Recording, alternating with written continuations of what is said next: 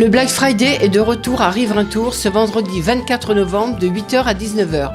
Offre exceptionnelle avec remise sur les billets d'avion, hôtels, séjours ainsi que les croisières. Rendez-vous dans nos agences au 3 rue Frébeau à Pointe-à-Pitre, 3 rue de l'Église à Grandbourg, Marie-Galante, 42 rue Saint-Jean au Moule, 16 rue Lamblardy à Paris 12e. Tirage au sort en fin de journée avec des billets d'avion à gagner sur Paris, sur le régional et des cadeaux toute la journée. Tentez votre chance le 24 novembre, voire conditions en agence. Réunion Actualité. Bonjour à tous. Le quotidien risque de disparaître. Oui, et le journal présente une toute noire ce matin, déjà en deuil. Le quotidien, ses jours sont comptés. Le quotidien n'a pas de repreneur à 20 jours de sa mort annoncée. Le seul dossier de reprise, celui de Média Capital, a été jugé irrecevable. La cessation d'activité risque d'être prononcée le 13 décembre et il n'y a plus aucune offre. Le quotidien a été créé en 1976, journal emblématique de La Réunion. Il emploie à ce jour 52 salariés. Et dans 20 jours, s'il n'y a pas de repreneur qui se manifeste, ce sera la fin du premier journal de La Réunion. Ce matin, je vous propose d'écouter un témoignage, un document d'archives. Ce lecteur assidu du quotidien l'a toujours acheté et il se souvient de l'époque où il y avait le quotidien, mais également témoignage et le journal de Lille.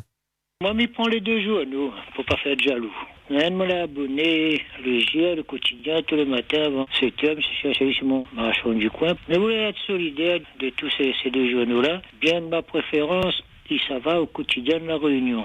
Simple bonne raison que moi, j'étais jeune instituteur à l'époque, Guillaume, puis à Ravine Daniel, quand elle a créé le quotidien. Je me rappelle tout ce qu'elle avait comme ambiance, qu'elle a dit qu'elle a un journal, il s'est arrivé, c'est un journal où vous pourra exprimer où et tout. C'était vers mars-avril 76. Et il est sorti le 13 septembre 1976. Donc ça fait 48e année que je lis le quotidien. Je me rappelle à l'époque, avant la parution du quotidien, tu avais deux journaux. Tu avais et le journal de l'île de La Réunion et témoignage. Donc il y avait les deux extrêmes. Et au milieu, il n'y avait personne. Et maintenant, ce qui est en train de couler la presse, là, l'information, ça va tellement vite que quand tu lis quelque chose dans la presse, les films dépassés, quoi, tu vois. Quand on prend un journal, c'est un plaisir de tourner les pages, c'est-à-dire le toucher, tu tournes les pages, du coup, ça me s'est trouvé au fur et à mesure. Quand tu écoutes, ce n'est pas la même chose. Quand ça va sur Clic à nous ou le quotidien numérique, c'est pas la même chose. Après, cette chaleur-là sera une perte, même si l'autre disparaît, parce que tu n'auras plus arrêté dans la presse. Le quotidien et la presse à La Réunion, nous en parlerons dans le baromètre après le journal dans quelques instants.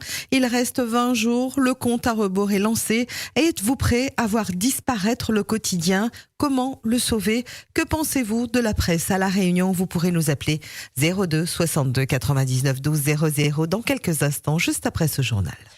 Le feu dans un entrepôt de batterie. Selon nos informations, l'incendie a été signalé hier soir. Un incendie qui s'est déclaré dans un lieu de stockage de batteries au niveau du port Est, à proximité de la base navale.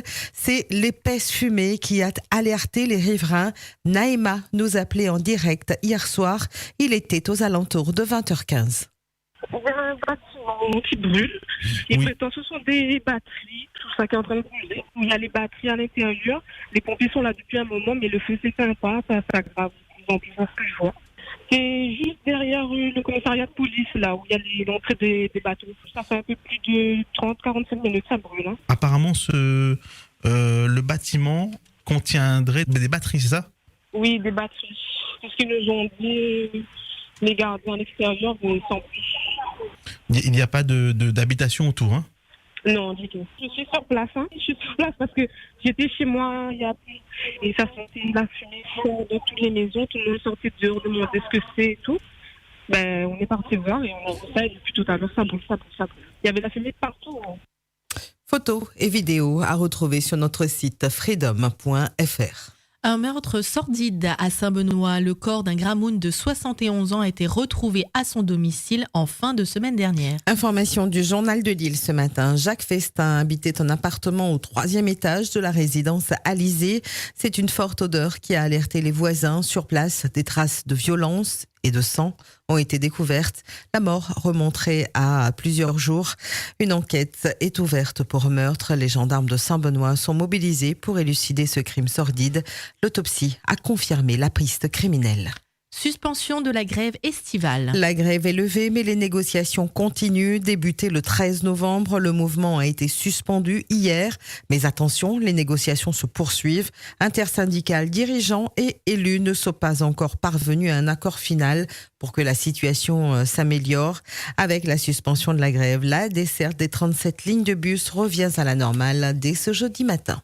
Le passeport pour l'installation en Outre-mer ne concernera pas les ultramarins, que les ultramarins. Elle ne concernera effectivement que les ultramarins. Le gouvernement fait ainsi marche arrière.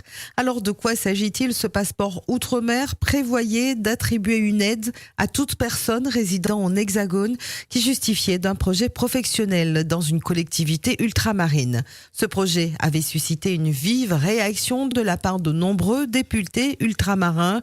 On l'a appris hier, le gouvernement rétropédale et revoit sa copie. Cette aide ne bénéficiera finalement qu'aux ultramarins.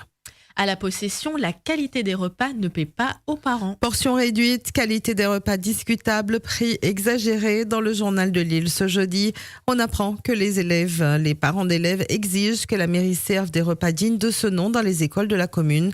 C'est une photo publiée sur les réseaux sociaux qui a mis le feu aux poudres. La filière canne à La Réunion, nouvelle variété, nouveau espoir. C'est le fruit de 15 ans de recherche et ce sont 2 variétés de canne qui ont été présentées hier par Air Cannes, la R589 et la R590.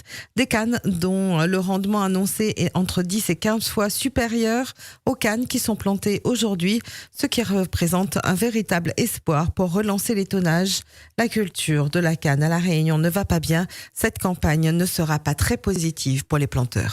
Plus de 3000 tonnes de déchets réunionnais évacués vers l'Hexagone. Oui, concrètement 3700 tonnes. Ça représente une centaine de containers remplis de déchets dangereux ou non dangereux. Un bateau chargé de 3700 tonnes de déchets est en partance pour le port du Havre. Un navire spécialement affrété pour évacuer les déchets dangereux, dont les batteries, des huiles usagées, des piles, des déchets qui étaient accumulés à La Réunion depuis 2021. ONews Radio, toute l'actualité nationale et des Outre-mer.